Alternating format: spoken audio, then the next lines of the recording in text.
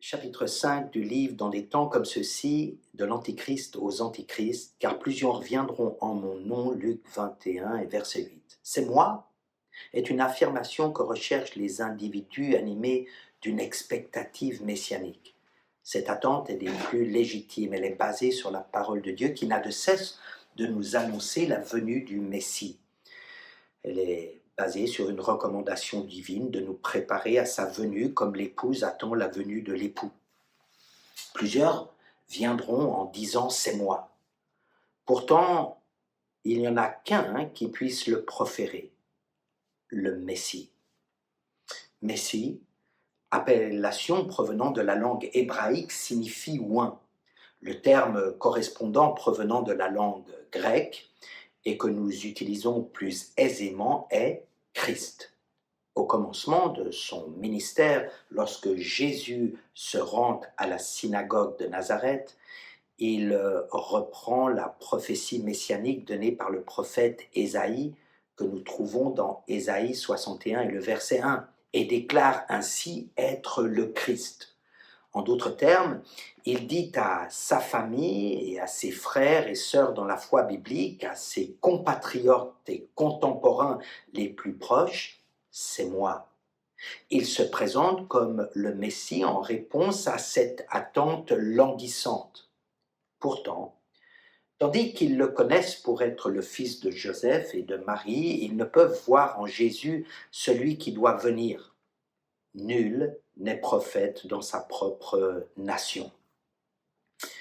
De nos jours, dans certains milieux religieux, nous utilisons passablement l'intitulé « le Christ », parfois de manière si générique que je me pose la question de savoir à qui ces religieux se réfèrent. Il est essentiel à tout un chacun de savoir qui est le Christ. Comme évoqué auparavant, Christ est un terme certes important, mais pas suffisant. Cet intitulé n'est pas un nom.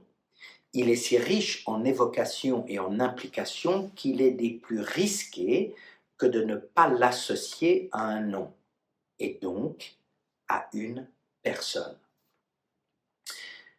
Vous savez comment Jésus questionne ses disciples au sujet de sa personne. Que disent les gens à mon sujet? Que dites-vous de moi? Qui suis-je pour vous? Simon répond, tu es le Christ, le Fils du Dieu vivant, selon Matthieu 16, les versets 13 à 16. Les disciples ont la personne en face d'eux. Il ne leur reste plus qu'à lui attribuer l'appellation messianique. Ils attribuent ce terme à la personne de Jésus. De nos jours, nous avons l'appellation. J'ai bien peur toutefois que nous n'ayons pas la personne dans sa révélation explicite.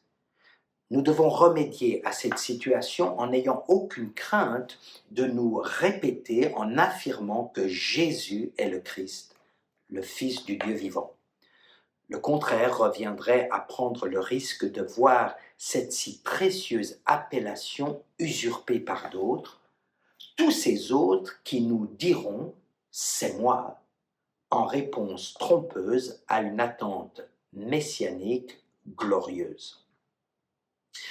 La parole du Seigneur nous parle de l'Antichrist. Ce terme a deux significations. Nous savons que Christ signifie oint. La préposition anti a quant à elle deux sens. En premier lieu, elle est traduite par contre. Elle signifie également à la place de. En conséquence, l'Antichrist est celui qui confronte Jésus-Christ pour prendre sa place. La parole du Seigneur nous indique trois formes d'Antichrist. Tout d'abord, elle évoque l'esprit Antichrist. L'esprit Antichrist est à l'œuvre partout où Jésus est révélé au monde. Nous ne le rencontrons pas sous l'ancienne alliance. Il se manifeste que lorsque Jésus lui-même se révèle en tant que Christ. Plus grande est la révélation, plus important est le risque de voir l'action de l'esprit Antichrist dans le monde. Le Seigneur le permet de sorte que chacun est face à sa responsabilité de choix. Si accepter le Seigneur implique le rejet de l'esprit Antichrist, A contrario, le rejeté revient à l'invité. Voilà pourquoi il est crucial de faire le bon choix. L'esprit antichrist n'est en soi pas difficile à discerner. Il nous faut pourtant en apprendre les contours. Il sort de nous, il sort du peuple du Seigneur. Il a donc des aspects pieux ou religieux. Pourtant, il renie Jésus en ce qu'il renie sa personne, son œuvre ou ses paroles.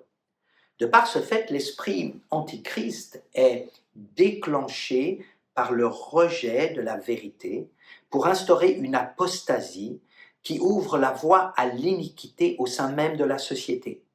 Il œuvre par l'entremise de religion, de philosophie, d'idéologie, de certains programmes politiques, d'une minorité militante qui impose l'abolition des lois fondamentales et universelles établies par Dieu lui-même depuis la création du monde.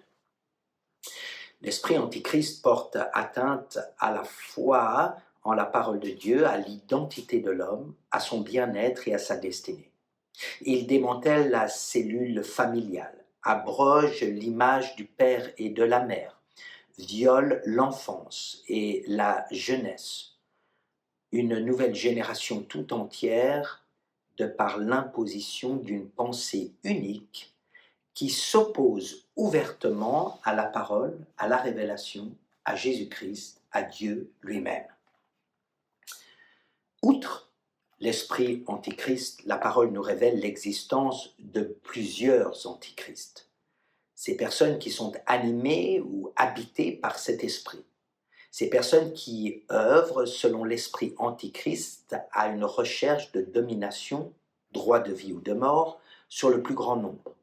Les antichrists présents dans les milieux de la pensée, de la religion ou de la politique s'attaquent particulièrement à tous ceux qui réfutent leurs idéologies. Ils s'attaquent particulièrement à tous ceux qui refusent de se soumettre à leurs dictats. C'est la raison pour laquelle ils œuvrent à une marginalisation, à une ostracisation et à une destruction de toute opinion divergente à la version officielle de la société. Au XXe siècle, l'exemple par excellence d'antichrist est Adolf Hitler. Beaucoup pensent qu'il est l'antichrist qui devait venir. Bien que cela ne soit pas le cas, reconnaissons qu'il en porte de nombreuses caractéristiques. La parole de Dieu évoque effectivement la venue de l'antichrist dont elle donne la description. L'antichrist provient de ce qui est probablement une forme de confédération de 10 nations selon les visions de Daniel telles que relatées dans Daniel 2 et Daniel 7. Il revêt une fonction politique teintée d'une connotation religieuse, tout au moins de par ses relations et associations. Il est perçu tel un Messie, un Christ, un sauveur dans un contexte et des circonstances désastreuses. Il nous est présenté comme l'homme du péché et le fils de la perdition qui apparaît dans un contexte d'apostasie selon 2 Thessaloniciens et le chapitre 2. Il est doté d'une puissance satanique opérant signes et prodiges et d'une capacité de séduction extraordinaire. Ce prétendant bienfaiteur, il est en réalité un dévastateur selon Daniel chapitre 9. Il entre dans le temple, le lieu saint, afin de se proclamer Dieu. C'est ce que Jésus appelle l'abomination de la désolation selon Matthieu 24 et le verset 15. Tous les habitants de la terre dont le nom n'est pas écrit dans le livre de la vie, l'adorent selon Apocalypse chapitre 13. Comme quoi, il ne faut sous aucun prétexte sous-estimer la puissance de la séduction. L'esprit antichrist, les antichrists et l'antichrist sont les 3 formes qui se révèlent au monde afin de s'opposer à Jésus-Christ dans l'objectif de prendre sa place. Il faut y voir une contrefaçon de l'œuvre divine. Le Seigneur œuvre effectivement par l'entremise du Saint-Esprit, de son Christ et de ses petits Christ, de ceux que nous dénommons chrétiens. De même, Satan, dans une recherche d'imitation et de contrefaçon, œuvre par l'esprit antichrist, son antichrist et ses antichrists. C'est la confrontation spirituelle de ces deux forces du bien et du mal que connaît le monde d'aujourd'hui, comme celui d'hier et de demain. Alors que l'esprit antichrist détruit des vies, le Saint-Esprit les restaure. Alors que les antichrists amènent la terreur, les petits Christ partagent le bonheur. Enfin, alors que l'antichrist cherche à se faire Dieu en essayant d'usurper sa place dans le temple de Jérusalem, Jésus-Christ pose ses pieds sur le mont des Oliviers pour établir son règne de 1000 ans sur la terre tout entière.